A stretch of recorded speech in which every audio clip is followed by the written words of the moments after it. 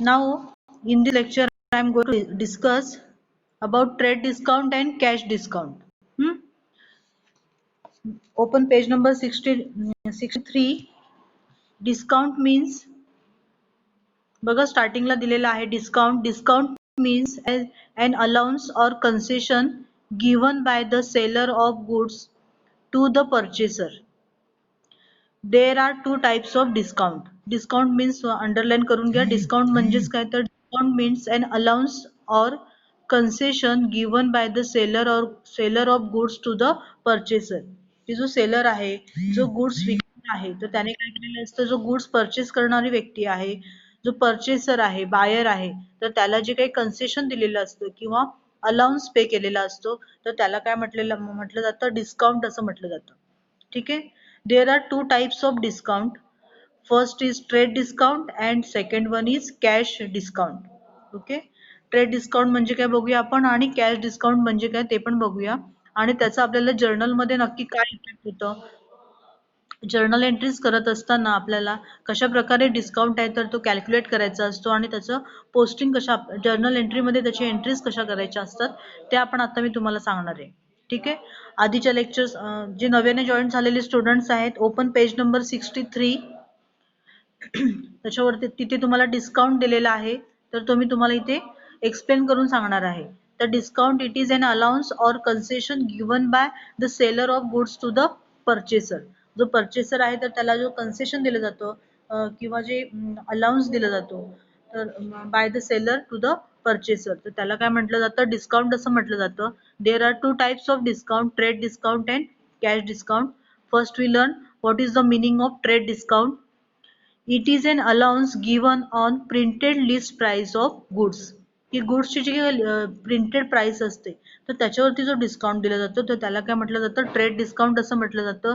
This discount is allowed at the time of purchase, sale of goods on cash as well as credit transactions. हा जो trade discount आहे तर ते गुड्सची जी काही printed list price असते तर त्याच्यावरती दिला जातो आणि हा दोन्ही प्रकारच्या ट्रान्झॅक्शन वरती दिला जातो, cash transaction as well as credit transactions. Trade discount is not recorded in the books of account. सगळ्यांनी पेन्सिल असेल, हातामध्ये पेन असेल तर पहिल्यांदा अंडरलाईन करायची आहे. Trade discount is not recorded in the books of accounts. Books of accounts मध्ये trade discount आहे त्याची कधीही एंट्री करायची नसते. इम्पॉर्टंट गोष्ट आहे, अंडरलाईन करून घ्या. त्यानंतर बघा, ट्रेड डिस्काउंट म्हणजे कळले तुम्हाला की जी लिस्ट प्राइस असते तर त्याच्यावरती जो डिस्काउंट दिला जातो आणि प्रिंटेड प्राइस असते म्हणजे तर त्याच्यावरती डिस्काउंट असतो. म्हणजेच काय बघा की एखादं टेक्स्टबुक असेल तर त्याची प्राइस आहे समजा 100 रुपीज, समजा एखाद्या टेक्स्टबुकची प्राइस आहे, तर तुम्ही जेव्हा एखाद्या स्टेशनरी मार्टमध्ये जाता किंवा एखाद्या बुक सेलरकडे जाता तेव्हा तो बुक सेलर ते जे बुक आहे तर ते तुम्हाला किती रुपयाला देणार, तर त्याच्या बुकवरती जेवढी प्रिंटेड प्राइस आहे तर तेवढ्याच अमाऊंटला तुम्हाला देणार. पण त्याने जेव्हा ऍक्च्युअली ज्या कंपनीकडून किंवा बालभारतीमधून जे बुक परचेस केलेलं असतं, बरोबर, जेव्हा त्याने पब्लिशर कडून परचेस केलेलं असतं तेव्हा त्याने तेवढ्याच अमाऊंटला परचेस केलेलं असतं का, तर तसं नसतं. त्याला काहीतरी तिथे डिस्काउंट मिळालेला असतो आणि तो डिस्काउंट आपल्याला दिसतोय का कुठे, तो सेलरला कुठे दाखवतोय का मला हे बुक आहे ते 20% कन्सेशनने मिळालं होतं किंवा मला 25% कन्सेशन मिळालं होतं, असं आपल्याला इथे कुठेच दिसत नाहीये. ते हाय डिस्काउंट आहे आणि तो आपल्याला जेव्हा विकत असतो तेव्हा आपल्याला त्या बुक वरती जेवढी प्राइस असते 100 अकाउंटचं बुक आहे त्याची प्राइस बघा किती आहे, 203. तर त्या अमाऊंटलाच आपल्याला ते बुक तो देत असतो. पण ऍक्च्युली ते बुक आहे ते त्याच्यामध्ये अगदी 20% कन्सेशन आपण म्हटलं तरी त्याला त्याच्यामध्ये 20 रुपीज किंवा 40 रुपीज असं त्याला त्याच्यामध्ये मिळालेले असतात. ठीक आहे. तर ह्याला ट्रेड डिस्काउंट असं म्हटलं जातं. This discount is allowed at the time of purchase or sale of goods on cash as well as credit transactions. लक्षात घ्या, क्रेडिट ट्रान्झॅक्शन्स आणि कॅश ट्रान्झॅक्शन दोन्ही प्रकारच्या ट्रान्झॅक्शन मध्ये हा ट्रेड डिस्काउंट तुम्हाला तिथे कॅल्क्युलेट करावा लागतो. आणि trade discount is not recorded in the books of accounts. आणि बुक्स ऑफ अकाउंट्स मध्ये म्हणजेच काय, आपण आता ही जी काही जर्नल एंट्री करणार आहे तर त्याच्यामध्ये कुठेही ट्रेड डिस्काउंट आपल्याला दाखवायचा नसतो. तर आपण एक्झाम्पल बघूया. अमर bought goods worth ₹20,000 from Rakesh at 10% trade discount. Bought म्हणजेच काय, परचेस, बरोबर ना, खरेदी केला आहे. Amar bought goods worth rupees 20,000 from Rakesh at 10% rate discount. त्याच्यामध्ये डिस्काउंट दिलेला आहे किती 10%. मग बघा काय केलं त्याच्यामध्ये, त्याची जर्नल एंट्री काय होईल, you can tell. Amar bought goods worth rupees 20,000 from Rakesh. It is cash transaction or credit transaction? It is cash.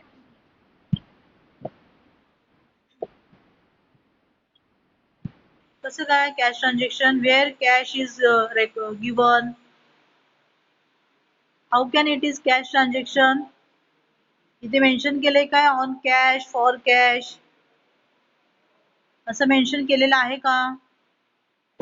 इथे कॅश बद्दल काहीच इन्फॉर्मेशन दिलेली नाहीये. It is credit transaction. बघा, Amar bought goods worth rupees 20,000 from Rakesh.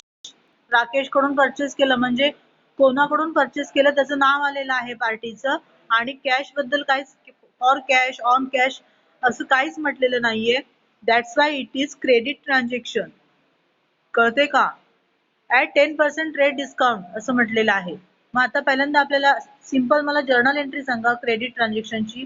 काय होईल? Bought goods आहे. Journal entry काय होईल? क्रेडिट ट्रान्झॅक्शन आहे. It is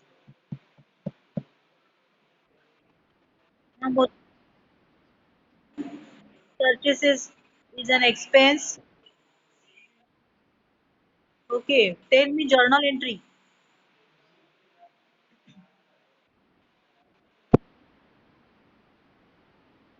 Purchases account debit.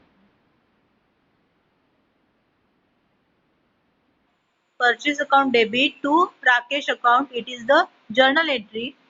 पण आता त्यांनी काय सांगितलं बघा की goods worth rupees 20,000 from Rakesh at 10% rate discount.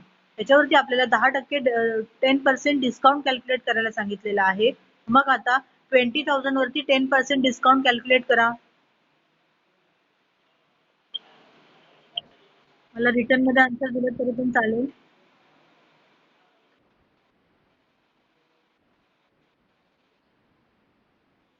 किती? 10% डिस्काउंट किती आला बघा. Okay, 2,000. It is correct answer. कसं काढलं समजलं? Who can tell what is the formula of calculating discount 10%? Hello, who can tell कसं काढलं?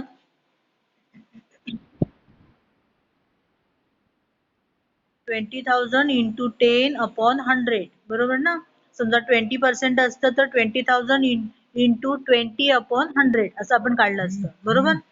पण त्यापेक्षा एक सोपी तुम्हाला ट्रिक सांगू का, की जेव्हा 10% काढायचं असेल फक्त 10% साठी, हा, तर तेव्हा काय करायचं, लास्टचा जो झिरो असतो त्या अमाऊंटचा तो हाईट करायचा. काय करायचं, एवढं फॉर्म्युला न बसता एक शेवटचा झिरो आहे तो हाईट केलात की तुमचे 10% होतात. मग बघा आता 20,000 मधला लास्ट जो झिरो आहे तो हाईट केलात, तिथे असं बोट ठेवा. मग किती अमाऊंट राहिली? तर 2,000. 2,000 इट इज 10%. कळलं? हे शॉर्टकट तुम्हाला तिथे माहित असेल तर तुम्हाला फास्ट मध्ये कॅल्क्युलेशन करता येतं. ठीक आहे. तर आता इथे तुम्ही 2,000 जी अमाऊंट आहे ते डिस्काउंट दिलेला आहे. Amar bought goods worth rupees 20,000 from Rakesh. राकेशने काय सांगितलं की तू 20,000चं गुड्स आहे पण त्याच्यावरती मी तुला 10% डिस्काउंट देतो, म्हणजेच तुम्हाला किती अमाऊंट, म्हणजेच 2,000 अमाऊंट आहे ती काय केलेली आहे, डिस्काउंट दिलेला आहे. मग डिस्काउंटची अमाऊंट काय करा, 2,000 लेस करा. 20,000 मायनस 2,000. How many amount? 18,000. 18,000 बरोबर ना? 20,000 मधून 2,000 अमाऊंट काय केली, लेस केली, तर किती अमाऊंट राहिली, तर 18,000. मग आपण आता लिहित असताना जर्नल एंट्री काय केली बघा, डेट मध्ये डेट नाहीये म्हणून तसंच ठेवलं. पर्टिक्युलर्स मध्ये काय लिहिलं, purchases account debit to Rakesh account. बरोबर? Purchases account debit to Rakesh account. Narration मध्ये काय लिहिलं, being bought goods from Rakesh at 10% trade discount. असं आपण लिहिलं. इथे नरेशन मध्ये ट्रेड डिस्काउंट नमूद करायचं आहे, ट्रेड डिस्काउंट असं लिहायचं आहे. पण जर्नल एंट्री मध्ये कुठेही ट्रेड डिस्काउंट इथे आपण केलेलं नाहीये, दाखवलेलं नाहीये. पण अमाऊंट लिहित असताना काय केलं आपण, डिस्काउंट मायनस करून जी अमाऊंट आली तेवढीच अमाऊंट लिहायची. म्हणजेच 20,000 मायनस 2,000 18,000 अमाऊंट आहे तर ती काय केलेली आहे, रेकॉर्ड केलेली आहे. ट्रेड डिस्काउंटच्या बाबतीत जर्नल एंट्री कशी करायची कळले का बघा, की जेवढी अमाऊंट आहे ट्रेड डिस्काउंटची ती मायनस करायची. पण इथे purchases account debit to trade discount account to Rakesh account असं काही करायचं नाही. ट्रेड डिस्काउंट आहे, it is not recorded in the books of account. Books of account मध्ये ट्रेड डिस्काउंट कधीही एंटर केला जात नाही, दाखवला जात नाही. समजलं तुम्हाला ट्रेड डिस्काउंट बद्दल. मग आता अमाऊंट काय केले बघा, purchases account debit 18,000 to Rakesh account debit to Rakesh account 18,000. बरोबर. हे अमाऊंट काय केली आपण, ट्रेड डिस्काउंट मायनस करून अमाऊंट लिहिली, पण ट्रेड डिस्काउंट आपण जर्नल मध्ये कुठेही दाखवलं नाही. त्यानंतर journal entry in the books of Rakesh. Rakesh कोण आहे, सेलर आहे, आणि अमर कोण आहे, बायर आहे. मग राकेश काय करेल त्याच्या बुक मध्ये, त्याने विकलेला आहे गुड्स. कोणाला विकला तर अमरला. अमर इज द रिसिव्हर, बरोबर ना.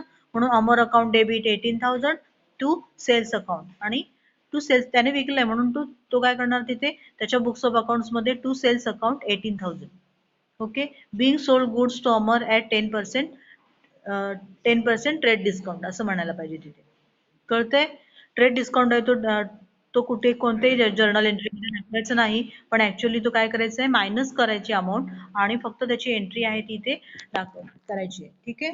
Then cash transaction. Trade discount समजलाय का बघा, येस और no. Trade discount okay.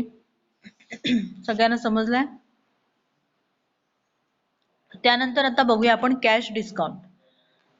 It is the concession given to encourage prompt payment. आता प्रॉम्प्ट पेमेंट म्हटल्याच्या नंतर अंडरलाईन करून घ्या, कॅश डिस्काउंटचं मिनिंग दिले तुम्हाला. It is the concession given to encourage prompt payment. Prompt payment म्हणजेच काय, की हे कॅश ट्रान्झॅक्शन जेव्हा असेल तेव्हाच फक्त कॅश डिस्काउंट दिला जातो. की समजा तुम्ही एखाद्या शॉपमध्ये गेलात आणि तुम्ही समजा की हे जर का तुम्ही जर का प्रॉम्प्टली त्याचं जर पेमेंट करणार असेल तर तो शॉपकीपर काय सांगतो तुम्हाला, जर का तुम्ही असं लगेचच पेमेंट करणार असेल तर तुम्हाला हे जे समजा एखादं मोबाईल असेल किंवा एखादं काही प्रोडक्ट असेल तर त्याचे जर का तुम्ही प्रॉम्प्ट पेमेंट करणार असेल तर आम्ही तुम्हाला त्याच्यावरती 10% डिस्काउंट देऊ असं बोलतो ना. तर म्हणजेच काय, की कॅश ट्रान्झॅक्शन असेल तरच तेव्हाच हा फक्त कॅश डिस्काउंट दिला जातो. बघा, cash discount is an nominal account. Discount is a nominal account. Underline करा. हे तुम्हाला जे काही तुमचे ऑब्जेक्टिव्ह क्वेश्चन्स आहेत त्याच्यामध्ये तुम्हाला हे विचारलं जातात की फिल इन द ब्लँक साठी किंवा सिलेक्ट द प्रॉपर ऑप्शन साठी अशा प्रकारचे सेंटेन्स आहेत ते विचारले जातात. त्यानंतर खूप महत्वाचं आहे 32 स्टुडंट्स, म्हणजे 31 आहेत, मी धरून 32. ओके. तर आता 31 स्टुडंट्स आज लेक्चरला प्रेझेंट आहेत. कोणी लेफ्ट होऊ नका, मी नंतर तुमचं स्क्रीनशॉट काढणार आहे. आणि महत्वाचं म्हणजे काय, की कालपासून तुमची प्रेझेंटी लावायला सुरुवात केलेली आहे. तर शक्यतो आता सगळ्या मुलांनी प्रेझेंट राहण्याचा प्रयत्न करायचा आहे, कारण तुमची जी काय प्रेझेंटी आहे ती ग्रुपवरती प्रत्येक वीक वाईज काय केली जाणार आहे, सेंड केली जाणार आहे. आणि मग जे विद्यार्थी अब्सेंट असतील त्याच्यावरती परत मग ऍक्शन घेतली जाईल. ठीक आहे. तर सगळ्यांनी लक्षात ठेवा, आता जे कोणी प्रेझेंट नाहीये त्यांना पण तुमचा हा मेसेज आहे तो द्या.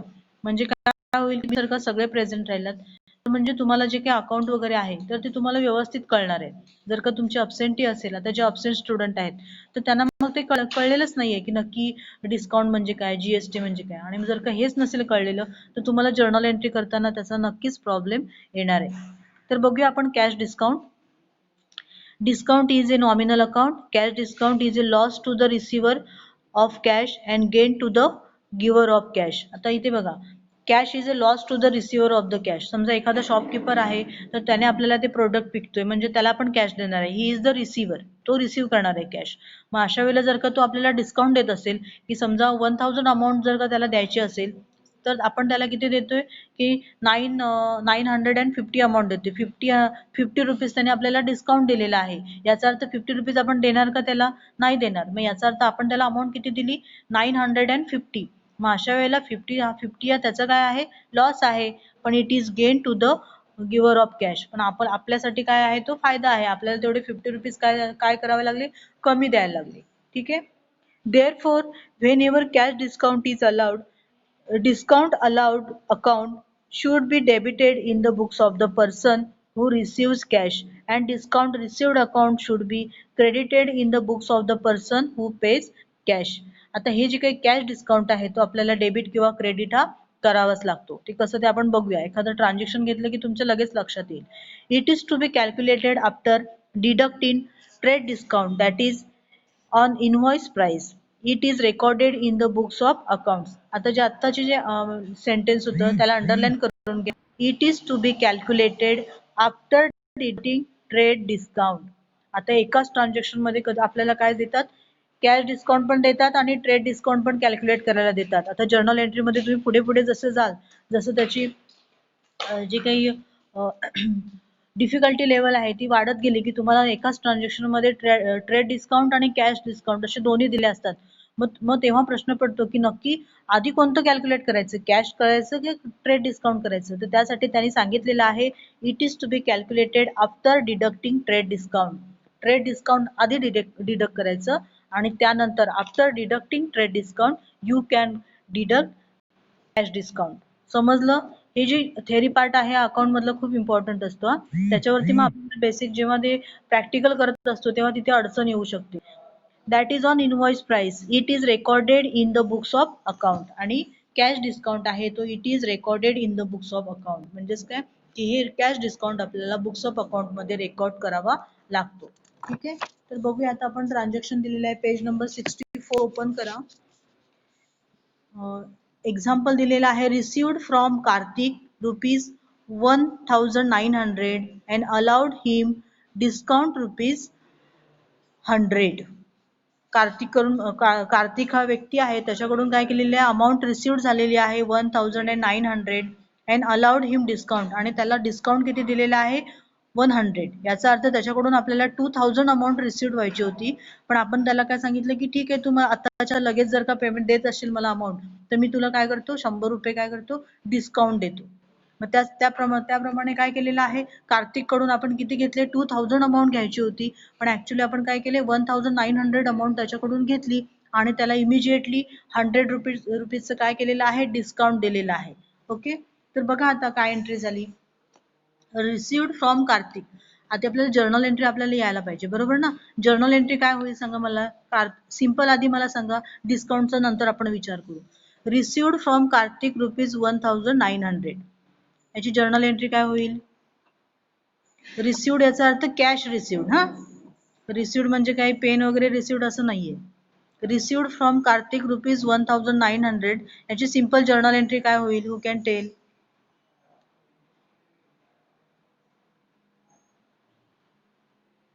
Hello hello. जर्नल एंट्री काय होईल. हा साक्षी.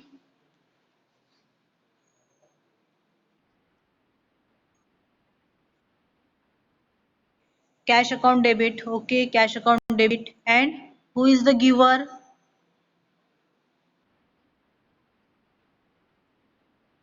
करेक्ट. आपल्याला आम्ही काय सांगितलं तुम्हाला, डिस्काउंट बाजूला ठेवा, डिस्काउंट आपण नंतर विचार करू. आधी फक्त मला सिंपल जर्नल एंट्री सांगा. तर याच्यामध्ये रिसिव्ड फ्रॉम कार्तिक 1900. याची जर्नल एंट्री काय झाली. Cash comes in, cash account debit to who is the giver. Kartik is the giver, that's why to Kartik's account. बरोबर, ही जर्नल एंट्री झाली. पण आता इथे काय झालं, आपल्याला कार्तिक कडून किती अमाऊंट द्यायची होती 2000 द्यायची होती. पण त्याने आपल्याला ऍक्च्युअली 2000 अमाऊंट दिले का, तर नाही दिली. बरोबर ना. ओके. बरीचशी मुलं मेसेज टाईप करून पाठवतात. Very good. तर बघा, कॅश अकाउंट डेबिट. कॅश आपल्याला किती मिळालेली आहे. Cash comes in, cash account debit 1900. Then आपण त्याला डिस्काउंट दिलं. डिस्काउंट म्हणजे आपण दिला, याचा अर्थ आपला तेवढं काय झालेलं आहे, लॉस झालेला आहे. बरोबर ना, आपला लॉस झालेला आहे. मग debit all expenses and losses. आताच आपण बघितलं डिस्काउंट इज नॉमिनल अकाउंट. बरोबर ना, अंडरलाईन करून घेतलं ना, डिस्काउंट इज नॉमिनल अकाउंट. मग नॉमिनल अकाउंटचा रूल काय म्हणतो, debit all expenses and losses. मग आता आपले ₹100 आपला लॉस झाला. कार्तिक कडून आपल्याला ऍक्च्युअली 2000 अमाऊंट मिळायला पाहिजे होती पण त्याने आपल्याला 1900 अमाऊंट दिली. याचा अर्थ आपल्याला ₹100 काय झालेला आहे, लॉस झालेला आहे. म्हणून cash comes in 1900. Discount allowed account, आपण डिस्काउंट दिला म्हणून डिस्काउंट अलाउड अकाउंट डेबिट 100. आपल्याला आपण डिस्काउंट किती दिलेला आहे 100 म्हणून discount allowed account debit 100 to Kartik account to Kartik account किती 2000 every debit has corresponding credit with equal amount. तर जेवढी डेबिटला अमाऊंट आहे तेवढीच क्रेडिटला अमाऊंट यायला पाहिजे तरच आपली जर्नल एंट्री बरोबर ना.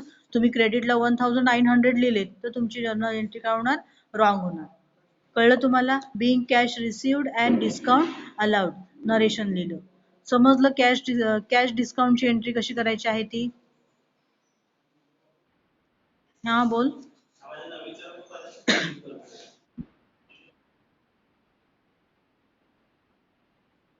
हा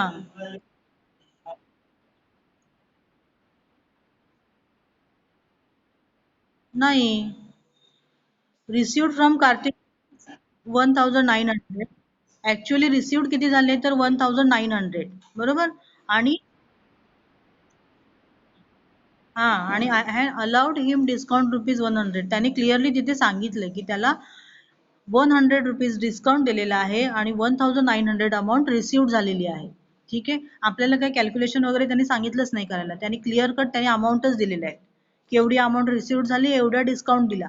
मग आपण एंट्री काय करणार cash account debit 1900 discount allowed account debit 100 to Kartik account. कोणाकडून मिळालेले आहेत पैसे कार्तिक इज द गिव्हर. त्याने किती आपल्याला दिलेले आहेत 2000 दिलेले आहेत. ठीक आहे. ओके बाकीच्यांना समजलंय का सगळ्यांना. भक्ती पालेकर सागवेकर अन्वित. ओके कॅल्क्युलेट करता येईल तुम्हाला. त्यानंतर बघूया next transaction. Paid to Chanda rupees 980 who allowed us discount rupees 20. कशी एंट्री येणार बघा. पेड टू चंदा चंदाला आपण अमाऊंट पेड केलेली आहे 980. काय एंट्री होईल जर्नल एंट्री काय होईल Om Kanekar.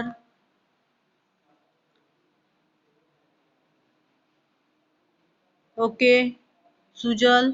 Next transaction paid to Chanda rupees 980 what is the journal entry.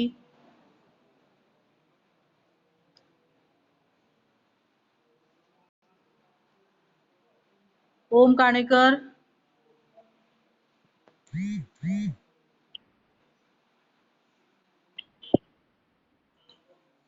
Okay paid to Chanda याचा अर्थ कॅश पेड टू चंदा बरोबर ना.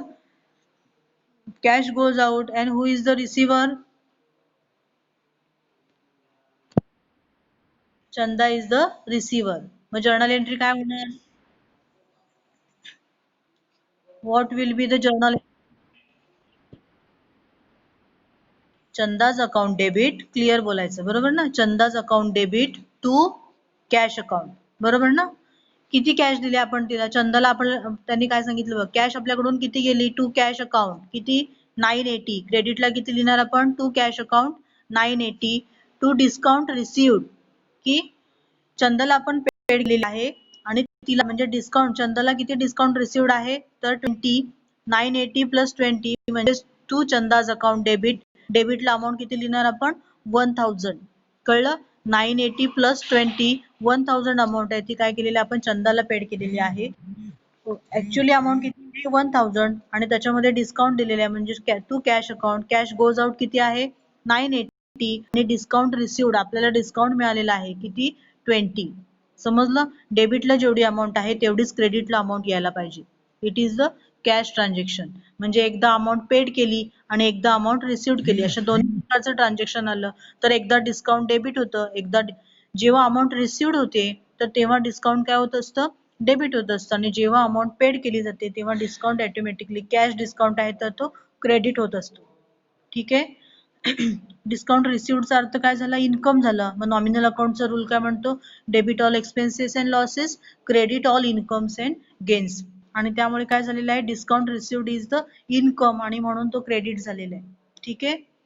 त्यानंतर बघूया आपण आता हे समजलं का तुम्हाला कॅश डिस्काउंट आणि ट्रेड डिस्काउंट समजलंय.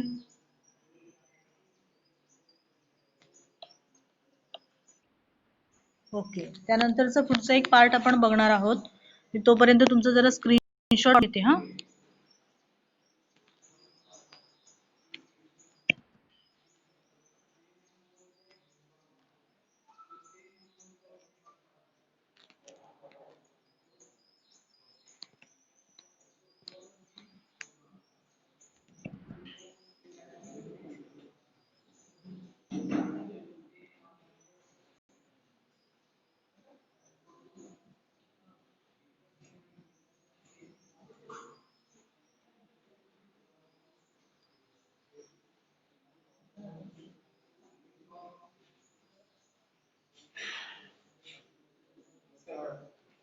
हा नमस्कार.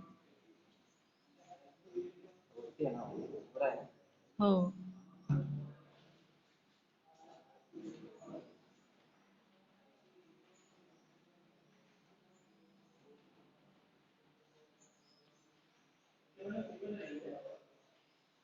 हा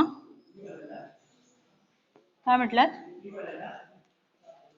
ते कोण होते ते ओळखले नाही मी त्यांना.